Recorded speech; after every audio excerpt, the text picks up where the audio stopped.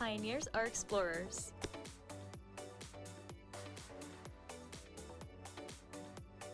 Pioneers are innovators. Pioneers are leaders. We are Marietta College. We are pioneers. Find out how you can become a PIO at www.marietta.edu.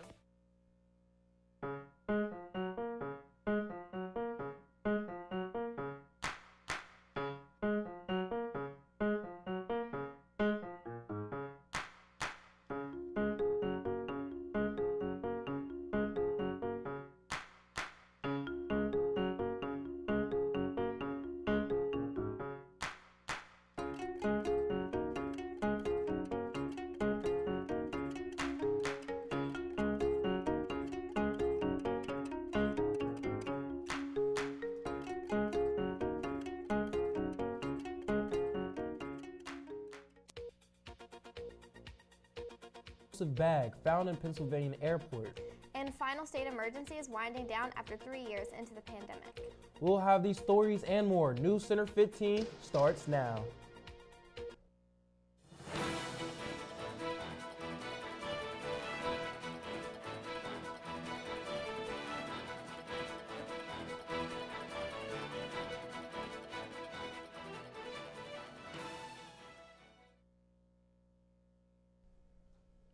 Good afternoon and welcome to Wednesday's edition of News Center 15. I'm Jalen. And I'm Haley. Topping out our news this afternoon, emergency crews in California scrambled to shuttle food and medicine to mountain communities stranded by back-to-back winter storms that have dumped so much snow some residents can barely see out their windows. In San Bernardino County, east of Los Angeles, around the clock, plowing is underway, but it could take more than a week to reach some areas. Residents are dealing with as much as even as 7 feet of snow, and sheriff authorities have conducted 17 rescue operations to help off-roaders and skiers. Emergency crews are trying to reach residents who need assistance. A man was arrested after an explosive was found in a checked bag onto the Florida-bound flight in eastern Pennsylvania airport. Mark Muffley is charged with possessing an explosive in an airport and possessing or attempting to place an explosive on an aircraft. Prosecutors allege that the material was found in a suitcase Muffley had checked in Monday at Lehigh Valley International Airport to Allegiant Air Flight 201, which was bound for Orlando Sanford International Airport in Florida. After an alert during the security screening, the bag was examined and found hidden in the lining was a circular compound 3 inches in diameter encased in wax-like paper and clear plastic wrap. Hey, I wonder what the weather looks like today. Here to provide us a first look at our weather condition is Landon. Well, Haley, whether it's Wednesday or Thursday or whatever day of the week it is, I think it's safe to say that it's a relatively good day today, if a bit cooler than it was yesterday. Right now it's feeling about 52 degrees outside with roughly cloudy conditions.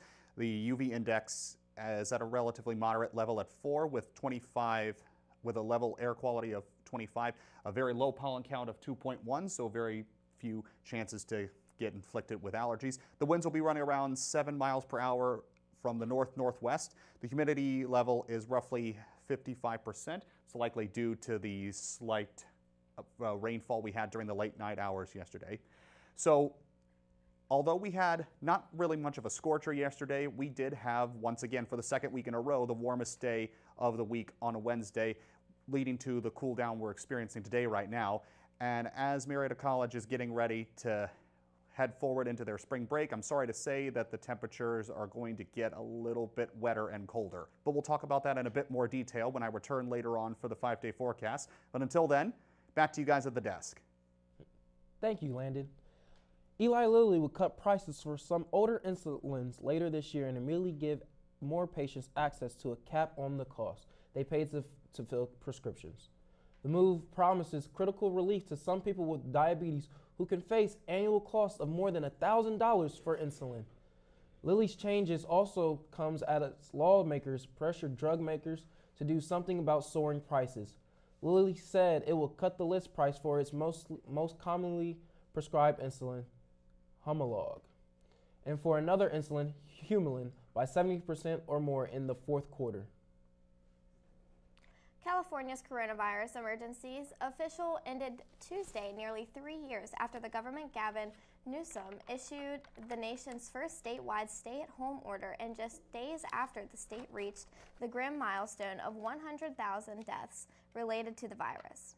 As California's emergency winds down, such declarations continue in just 5 other states, including Texas and Illinois, signaling an end to expand legal powers of governors to suspend laws in response to the once mysterious disease. President Joe Biden announced last month that the federal government will end its own version May 11th. Newsom on Tuesday signed a proclamation officially ending the state emergency, declaring the conditions of extreme peril to the safety of persons and property no longer exist. Coming up next, former American swimming champion Jamie Cowell has passed away. Stay with us.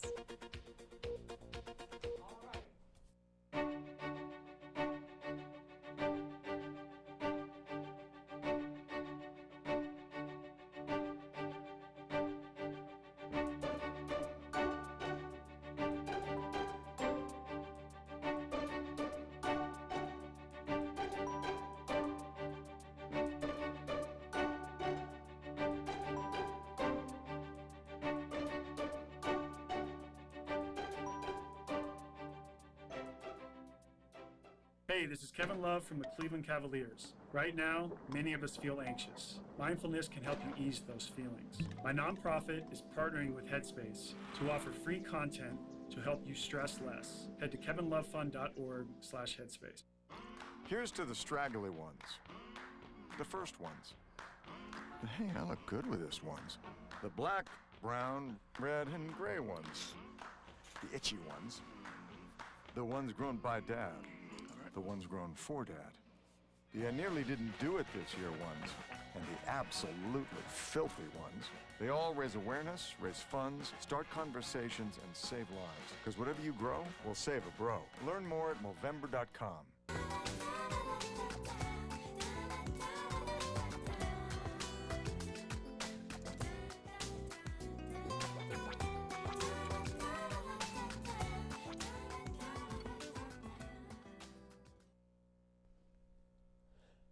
At least 36 people were killed when a train carrying more than 350 people collided with a freight train. At least 66 people were being treated for their injuries in hospitals. It occurred in Tempe, located in central Greece near the city of Larissa, officials said. Greek transport minister has announced his resignation following a fatal train collision that occurred in Greece that Tuesday. Greece's railway system is not up to the 21st century standards, as the minister stated on Wednesday in his resignation speech. Greek authorities have arrested the station manager of the train station in the city of Larissa on Wednesday in connection with the train collision. A 59-year-old man has been arrested by Larissa police as part of the preliminary investigation carried out regarding the collision between a passenger train and a freight train, Greek police stated on Wednesday. Greece has declared a 3-day mourning period with flags at half-mast starting Wednesday, following the deadly train crash. Former American swimming champion Jamie Cowell has died in the U.S. Virgin Islands, according to authorities who are investigating her death on the island of St. John. The U.S. Virgin Islands Police Department says Cowell's boyfriend, who was not identified, left the bar just after midnight to check on her last Tuesday when he found her on the floor of their home. The boyfriend and friend got her into a vehicle and transported her to Myra Keating Smith Community Health Center, where CPR was rendered, authorities said. Cowell, 42, ultimately succumbed her alignment, officials added, saying that she had died on arrival. A cause of death has not been released. Cowell won a gold at the 1997 Pan-Pacific Championships as a member of the U.S. Women's 4x200 meter freestyle relay. According to FINA, she also won a silver medal in November of 1998 at a FINA Swimming World Cup in Brazil in the women's 800 meter freestyle. El Salvador's government moved thousands of suspected gang members to a newly opened mega prison on Friday, the latest step in a controversial crackdown on crime that has caused the Central American National Prison population to soar. Around 2,000 accused gang members were moved to the 40,000 person capacity prison, considered to be the largest in America's early Friday morning. This will be their new home where they won't be able to do any more harm to the population, President Nayib Bukele wrote on Twitter. Bukele asked his allies in El Salvador's Congress to pass a state of exception last year, which has since been extended several times. Since then, more than 64,000 suspects have been arrested in the anti-crime dragnet. Rescuers are searching through flattened, burned-out carriages for survivors and bodies after a passenger train and a freight train crashed head-on in central Greece. The collision just before midnight Tuesday killed at least 43 people and injured scores. It was the country's worst all-rail crash on record. Transport Minister Kostas Karamanlis resigned Wednesday, saying he felt it was his duty to step down.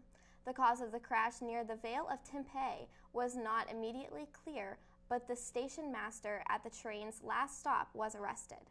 Survivors said that the impact threw several passengers into the ceilings and through the windows of the train cars. Tempe is about 380 kilometers north of Athens. Coming up next, a long-lost ship found in Lake Huron, confirming a tragic story. Disgraced Theron CEO Elizabeth Holmes has her second child. And while we had a rather warm start to the week, sadly we're going to have a bit of a wet and cold end to it going on into spring break. Stay tuned for the 5-day forecast after this.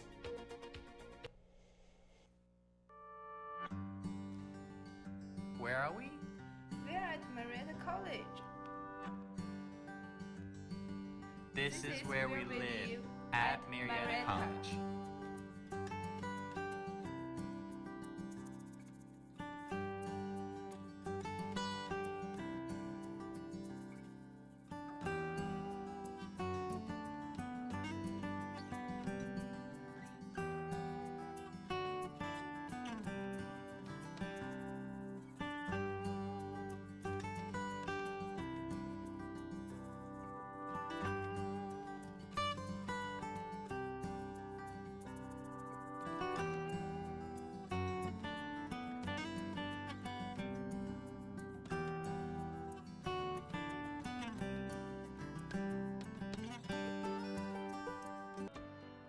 When kids need medical care, they face life-changing experiences. They miss out on the things that make being a kid fun. Starlight Children's Foundation programs entertain and inspire hospitalized kids.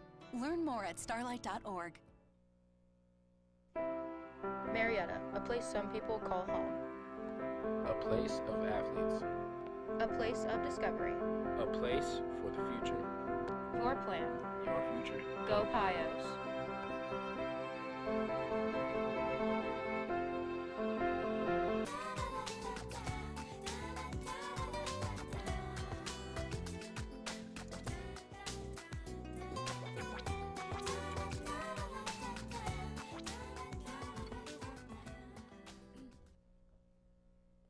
Searchers have found a long-lost Great Lakes ship that came to a tragic end. Officials with the Thunder Bay National Marine Sanctuary in Alpena, Michigan say they've located the Ironton, a freight schooner that plunged to the bottom of Lake Huron in 1894. The Ironton collided with another vessel in rough seas. Reports at the time said the 7-member crew scrambled into a lifeboat, but it was tethered to the ship and pulled down. 5 crewmen died. Underwater video shows the well-preserved Ironton upright on the lake bottom, with the lifeboat still attached. Divers will be able to visit the wreckage when preparations are finished. Republican Governor Bill Lee says it would be ridiculous to conflate a recently serviced yearbook photo of him wearing women's clothing in high school to a drag show performances currently under attack in Tennessee and other GOP-led states. On Monday, Lee was fielding questions from reporters about the legislation and other anti-LGBTQ bills when he was an activist asked him if he remembered dressing up in drag in 1977. Lee said it would be wrong to compare that to sexualized entertainment taking place in front of children. However, Lee did not cite any examples of that taking place in Tennessee. Disgraced Theranos CEO Elizabeth Holmes recently gave birth to her second child. She's citing the event as another reason she should be allowed to delay the start of a more than 11-year prison sentence, while her lawyers appeal her conviction for duping investors about the capabilities of her failed company's blood testing technology. The child's birth was confirmed in court documents filed in advance of a March 17th hearing about Holmes' bid to remain free. The filing didn't disclose the date of birth or the child's gender, but the news isn't a surprise. Holmes, 38, was pregnant at the time of her November 18th sentencing. Today in entertainment news, a celebrity mashup you probably didn't expect, and an actor has a religious experience he didn't expect. Tyler has the scoop with today's Hollywood Minute. U2 is releasing Songs of Surrender, an album with 40 of their classic songs reimagined and re-recorded. To celebrate, they invited David Letterman to visit Ireland for the first time. The result is the film Bono and the Edge, A Sort of Homecoming, with David Letterman. The bandmates reflect on their 45-plus-year friendship, show Dave around Dublin, and put on a unique, intimate concert, all captured by Oscar-winning filmmaker Morgan Neville. The film premieres on Disney Plus on St. Patrick's Day, March 17th, the same day that the album releases. In movie news, we've known him for his role as the psychiatrist Fraser Crane, which he first created for the hit show Cheers, and then the equally successful sitcom Frasier, which ran for 11 seasons on NBC. Now, in the new film, actor Kelsey Grammer is playing a buttoned-up pastor from Orange County who gradually opens his church to hippies on their quest to finding God in his new movie, Jesus Revolution, which is based on a true story. Jesus Revolution is in theaters now, and that's it for today with your Hollywood Minute. I'm Tyler Salnitro. Back to you guys at the desk. Thank you, Tyler. Now we'll head to Landon for a look at our extended forecast. How's it looking out there, Landon?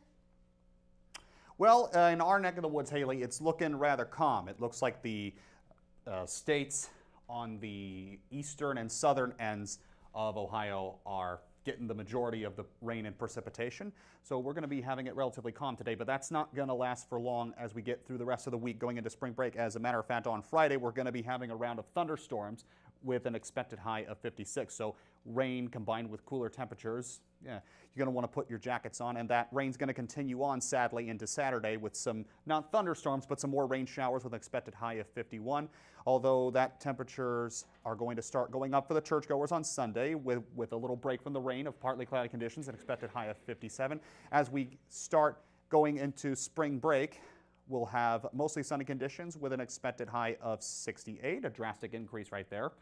But it's not going to stay for long because the rain will be quickly coming back on Tuesday with an expected high of 56 and some more rain showers thereabouts. So it'll be okay if you have a bit of a late start getting out of town to go wherever you're wanting to go for your spring break. So you can stick around till Monday. You'll have some relatively warm temperatures, but I highly suggest you get out of town by Tuesday if you want to beat that second round of rain. And we can talk about some other things that the students of the campus of Marietta College will be doing or are wanting to do for their spring break when I come back later on at the end of the program. That'll be a fun discussion right there. But until then, back to you guys at the desk. Thank you, Landon. And when we come back, Declan will join us with an update from the world of sports. See you in a few.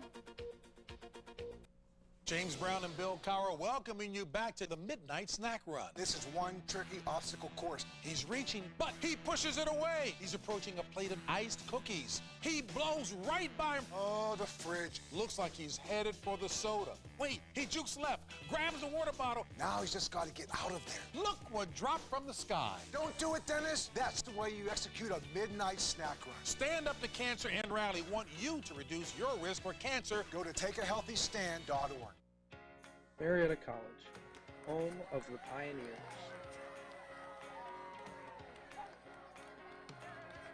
A small town on the Ohio River with a tight-knit community and tons of opportunity.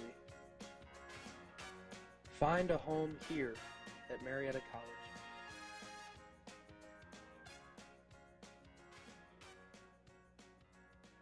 bring forth a pioneer.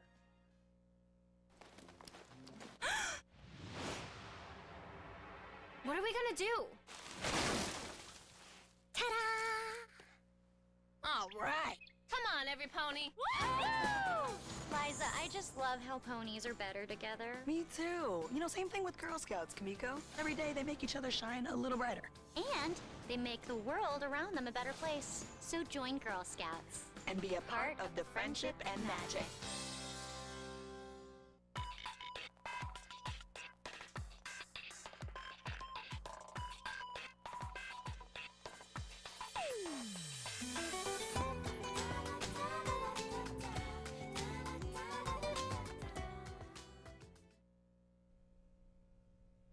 And now we're back with Declan for a look at sports. What's been happening in the world of sports, Declan? I can give you the rundown now. World Cup record holder Just Fontaine has died. He was 89. The French soccer great scored a record 13 goals at the 1958 World Cup. The former Reims striker took 6 games to achieve his feat at the World Cup tournament in Sweden after being a last-minute inclusion on the French squad. Fontaine set the record when FIFA did not present a specific award for the tournament's top scorer. Fontaine told the Associated Press in a 2006 interview, "Beating my record? I don't think it can ever be done." Fontaine scored in every match of the 1958 tournament. He never played at another World Cup. The flurry of movement around the NHL continues well ahead of the trade deadline Friday. Defending champion Colorado acquired center Lars Eller from Washington.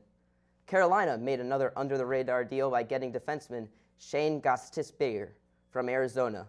And the Coyotes finally traded Jacob Chukron by sending him to Ottawa. Columbus could soon flip goaltender Jonathan Quick to a contender after getting the 2-time Stanley Cup winning goalkeeper from Los Angeles. General managers are busier than usual in the days leading up to the deadline and don't anticipate the action slowing down anytime soon.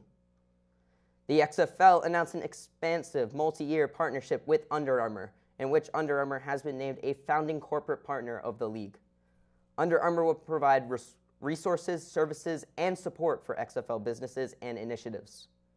Under Armour's state-of-the-art, performance-driving solutions in constant pursuit to empower athletes who strive for more will benefit all aspects of the league through this partnership. An industry leader in innovative, high-performance athletic apparel production, Under Armour provides all teams and staff sideline apparel, footwear, and accessories, training and practice gear, and, as previously announced, game uniforms. In addition, Under Armour will work with the XFL to help support the league's youth football and grassroots initiatives, including Under the Lights flag football, furthering both organizations' commitment to increasing access to sport for athletes at all levels. For now, that's all I got in the world of sports. I'm Declan. Back to you guys.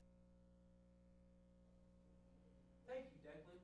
Joining us now at the desk is Landon for our last look at the weather. Well, to sum it up, we're having a relatively calm day today, but going into the weekend, we're going to have temperatures drop down to the low to mid 50s with a couple days of rain. Although the temperatures will spike back up to 68 as we start the work week of spring break on Monday before another bout of rain comes on Tuesday and cools down again. So whatever plans you have, as I said before, for spring break, get out of town by at least Tuesday. Go wherever it is you're going to do. Speaking of which, what are you guys planning on doing for spring break? I know you got one more day of classes before that happens. Me got one more day. I don't have a class tomorrow, but when I'm looking, I got to make some money serving, Come down to Columbus Slurping Turtle, that's where I'm at. I hear that. I'm going home to flip some blizzards at Dairy Queen.